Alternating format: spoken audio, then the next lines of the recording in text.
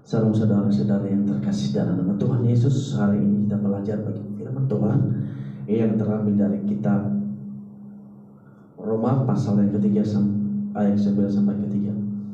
Terlebih dahulu mari kita berdoa. Bapa, terima kasih buat hari ini, buat penyertaan Tuhan, buat pertolongan Tuhan. Bentar lagi kami akan mendengarkan bagian firman-Mu.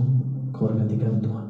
Engkau tolong kami Tuhan, berkati terlebih hamba-Mu yang menyampaikan firman Tuhan. Engkau tolong rapi beri minta pimpinan Roh Kudus Tuhan, supaya hamba-Mu bisa menyampaikan dengan baik Tuhan, dan sesuai dengan kehendak-Mu Tuhan. Engkau pakai lebih hamba-Mu, mulut hamba-Mu, dalam nama Tuhan Yesus, amin.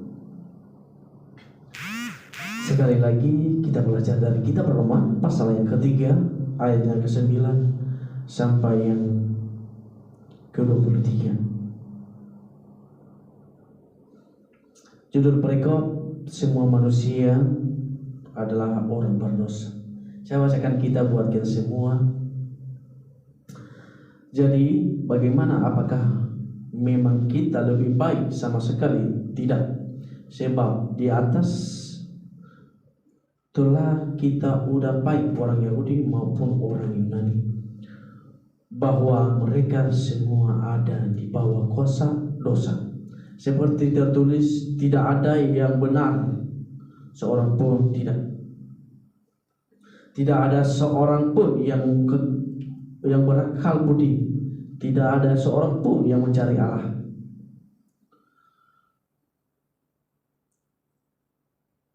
Semua orang telah menyeleweng, mereka semua tidak berguna, tidak ada yang berbuat baik, seorang pun tidak. Kerongkongan mereka seperti kubur yang teranggangan. Lidah mereka merayu-rayu, bibir mereka mengandung bisa. Mulut mereka penuh dengan sumpah serapah, kaki mereka cepat untuk menumpahkan darah. Keruntuhan dan kemalangan mereka tinggalkan di jalan mereka, dan jalan damai tidak mereka kenal. Rasa takut kepada Allah tidak ada pada mereka. Namun kita tahu bahwa segala sesuatu yang tercantum dalam kitab Taurat ditujukan kepada mereka yang hidup di bawah hukum Taurat, supaya terbuat setiap mulut dan supaya seluruh dunia berada di bawah penghakiman Allah. Sebab tidak ada seorang pun yang dapat dibenarkan di hadapan Allah, karena mereka melakukan hukum Taurat, karena justru oleh hukum Taurat mengenal dosa. Ayat ke-21, manusia dibenarkan melalui iman. Namun sekarang tanpa hukum Taurat, kebenaran Allah telah dinyatakan seperti yang disaksikan dalam Taurat nabi-nabi, yaitu kebenaran Allah melalui iman dalam Yesus Kristus bagi semua orang yang percaya. Sebab tidak ada perbedaan, karena semua orang telah berbuat dosa dan kehilangan kemuliaan. Tema kita hari ini adalah semua manusia tidak ada yang benar di hadapan Tuhan. Tema kita hari ini, semua manusia tidak ada yang benar di hadapan Allah. Kitab Roma ini adalah ditulis oleh Rasul Paulus sekitar 57 Masehi saat ia berada di Korintus. Surah ini ditujukan kepada jemaat di Roma yang terdiri dari orang Yahudi dan non-Yahudi atau gentil. Pada masa itu ada ketegangan antara orang Yahudi dan non-Yahudi dalam gereja, terutama mengenai hukum Taurat dan bagaimana keselamatan yang diperoleh. Kalau bicara tentang konteks budaya, masyarakat Roma adalah masyarakat yang pluralistik dengan berbagai kepercayaan dan praktik keagamaan. ini menceritakan tentang bagaimana jemaat Kristen yang berusaha untuk hidup sesuai dengan ajaran Kristus di tengah budaya dan keberagaman. Ada dua pengaruh budaya Yunani yang kuat menekankan pada kebijaksanaan pengetahuan.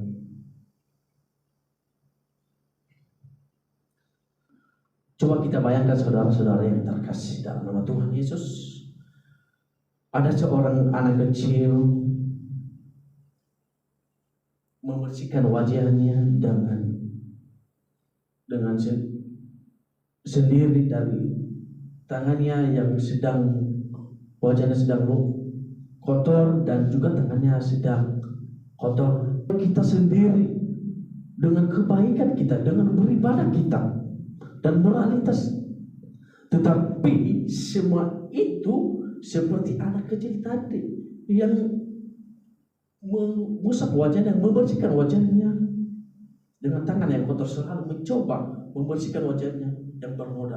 Tidak ada yang membersihkan hidup kita, artinya tidak ada yang membersihkan hidup kita, yang mengubah hidup kita selain Tuhan Yesus atau selain darah Yesus Kristus yang di kayu salib, yang dapat dan membersihkan hidup kita.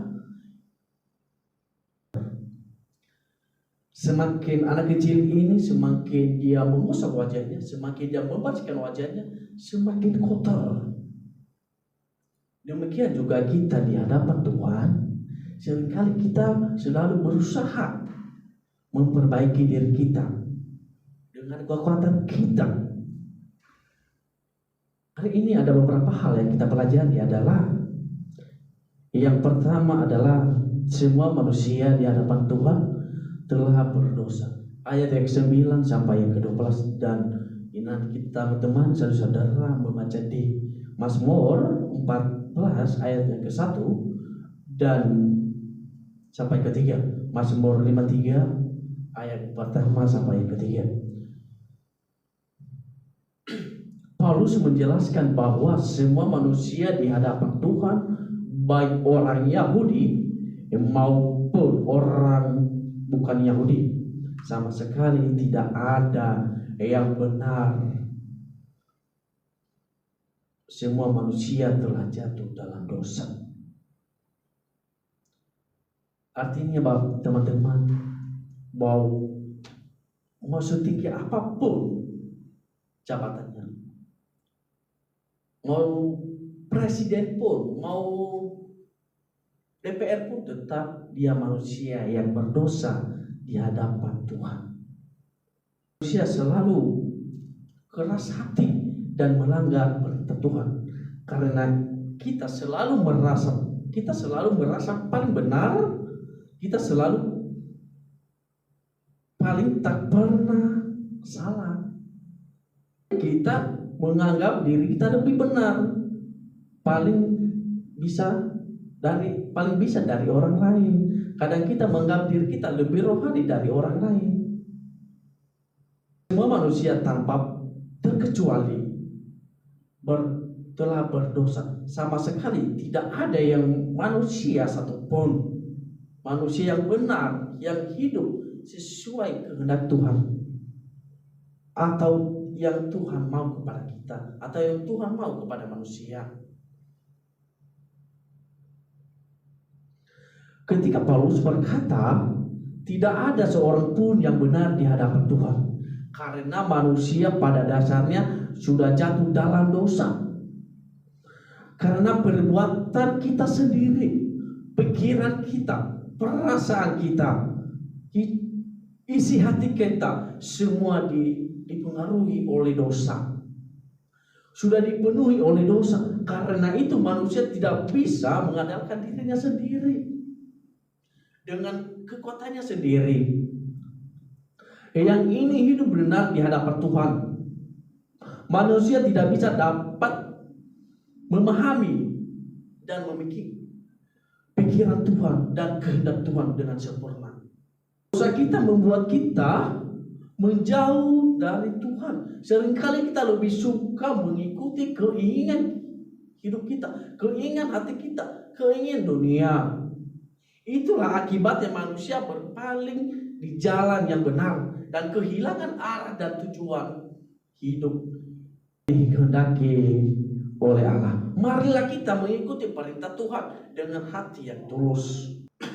Paulus menyatakan bahwa semua manusia berada dalam keadaan berdosa. Sama sekali tidak ada yang bisa membenarkan dirinya di hadapan Tuhan. Semua manusia yang membutuhkan kasih karunia Tuhan atau membutuhkan berkat Tuhan. Ada salah satu orang guru dalam kota.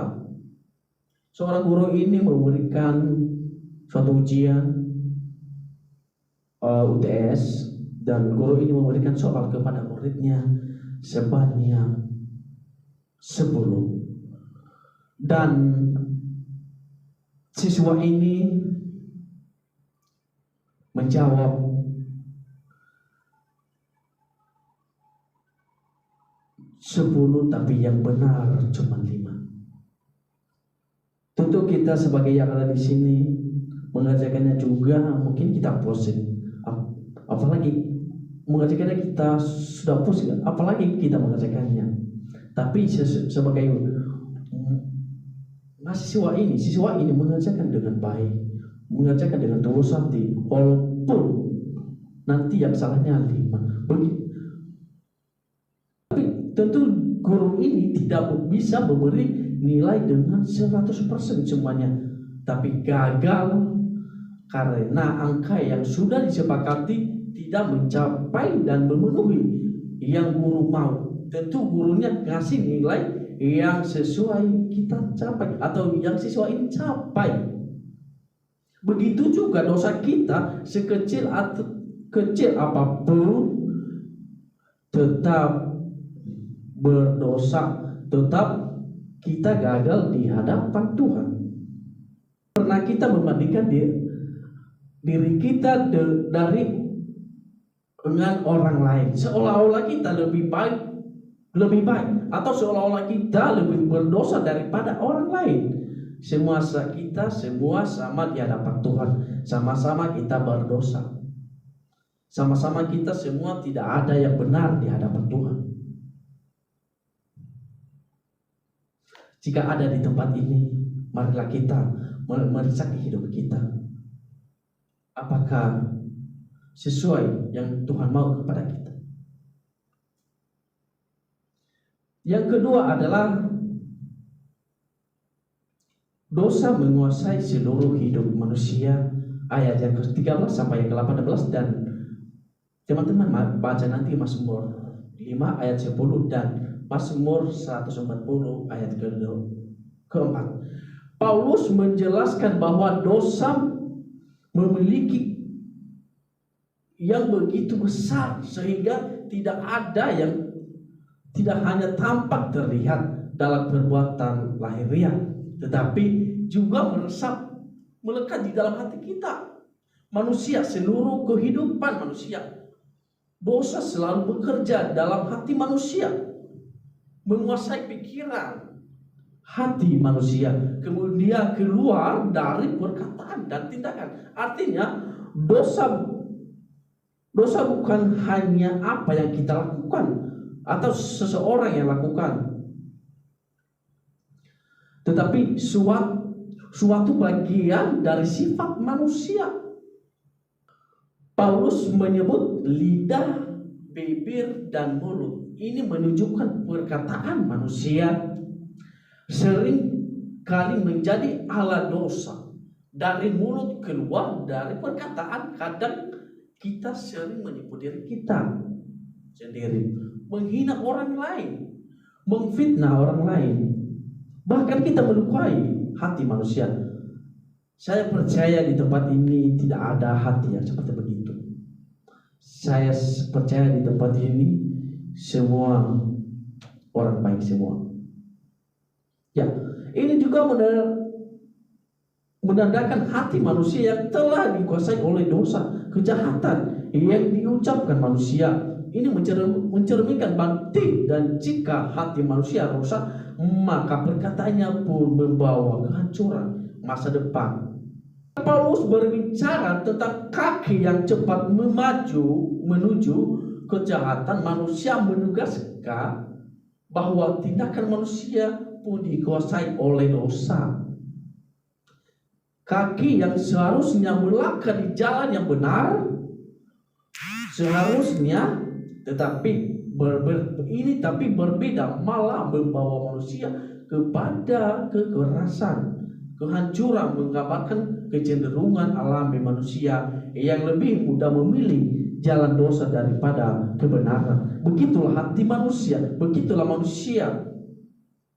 Karena manusia tidak pernah mengikuti dan tidak pernah hidupnya tak pernah terarah kepada Tuhan.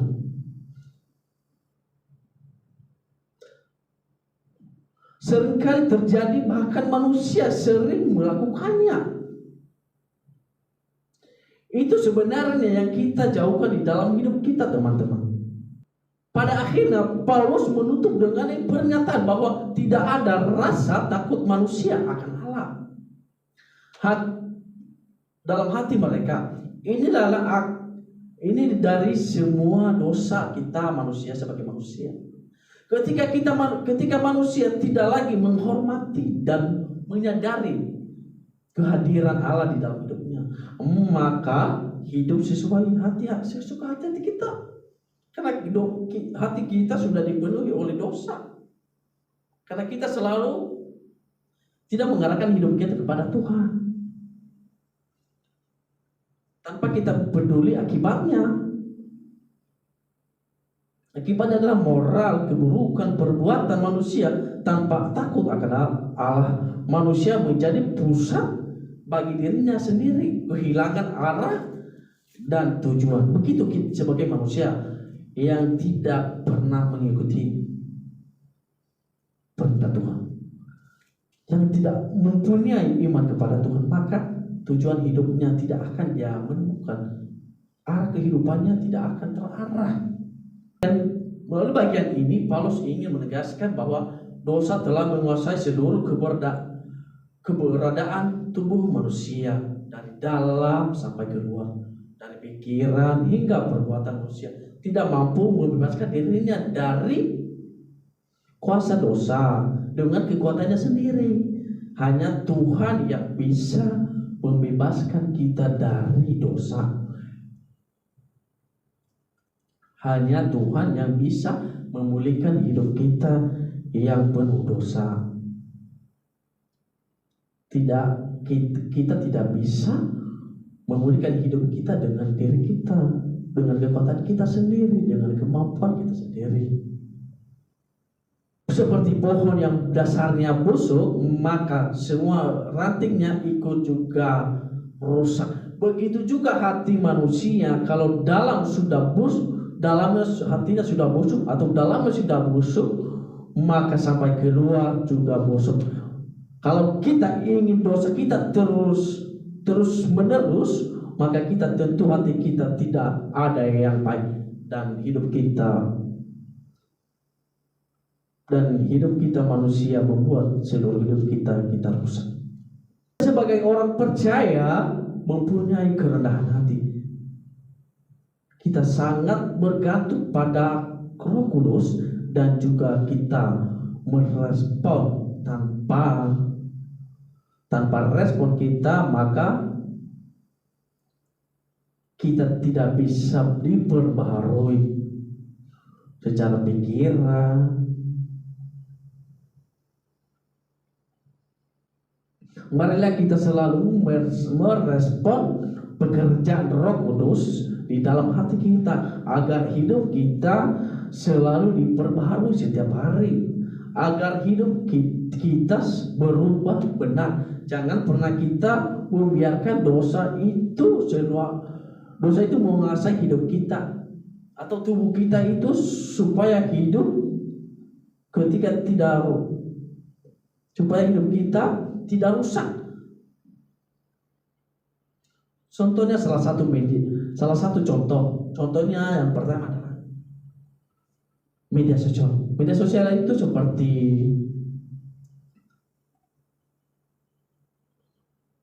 orang-orang yang tidak benar yang bergaul bebas. Pasti itu salah satunya yang merusak hidup kita. Konflik itu salah satu juga merusak kehidupan kita. Bahkan juga dalam pelayanan. Karena kita bisa juga merusak hidup kita karena dalam pelayanan, karena kita terlalu merasa kita benar. Karena kita merasa selalu bisa.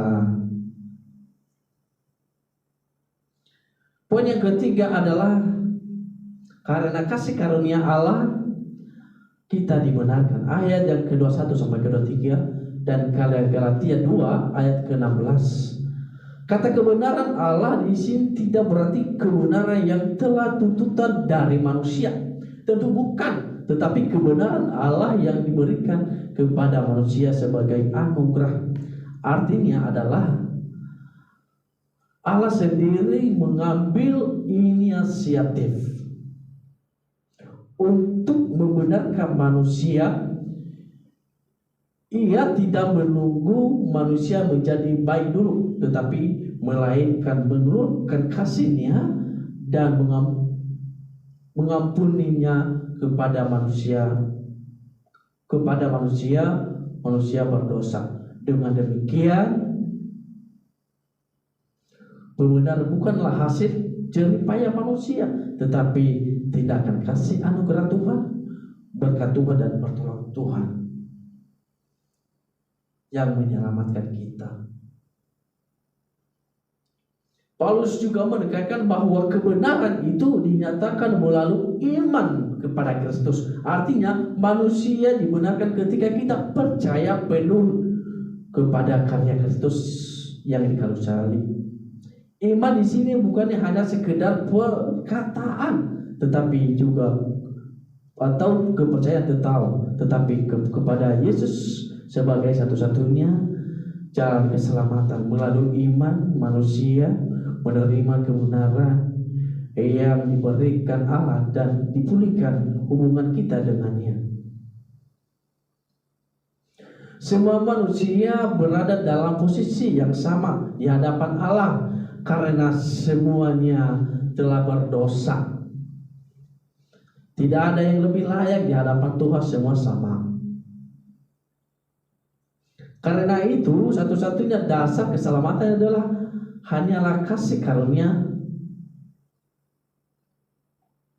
Inilah hati dari kabar baik. Paulus menyampaikan bahwa Allah dengan penuh kasih memberikan kebenaran kepada siapapun yang percaya kepadanya, tanpa melihat latar belakang atau status hidupnya atau kemampuan hidupnya. Kasih karunia ini adalah yang mengubah manusia berdosa menjadi benar di hadapan Tuhan. Ada seseorang tahanan yang dipenjara. Orang ini sedang dipenjara yang bersalah, menunggu hukumannya atau hukumannya mati. Tetapi ada seorang raja yang paling kaya. Seorang raja ini bertanya kepada seorang tahanan, bertanya, kamu berapa lama di tahanan? Seorang tahanan ini yang menjawab, hukuman mati. Seorang raja ini merasa sedih, merasa kasihan, dan seorang raja ini dengan tulus hati ia menolong dengan hati yang tulus, dan seorang raja ini membebaskan seorang tahanan ini, menebus kesalahannya. Ia memberi pengampunan. Artinya begitu besar kasih karunia Allah di dalam hidup kita. Tuhan tidak melihat seburuk apapun hidup kita, tetapi Tuhan membenarkan kita oleh darahnya yang di kayu salib.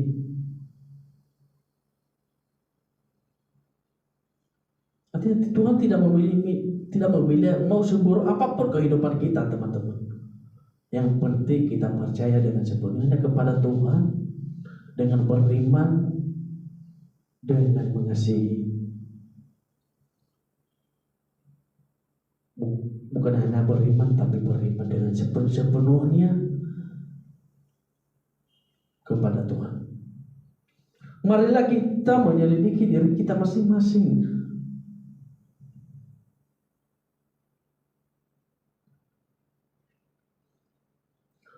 Apakah kita sudah bersyukur dan berterima kasih kepada Allah dengan iman, dengan percaya?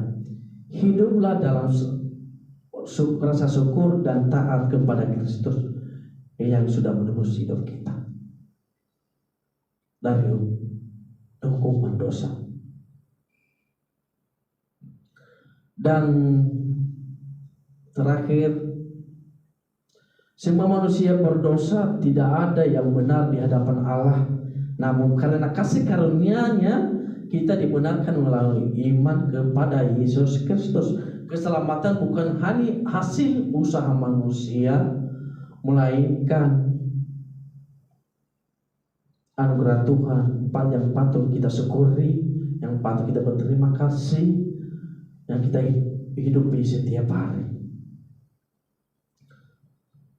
Demikian aja firman Tuhan pada hari ini, supaya memberkati kita semua.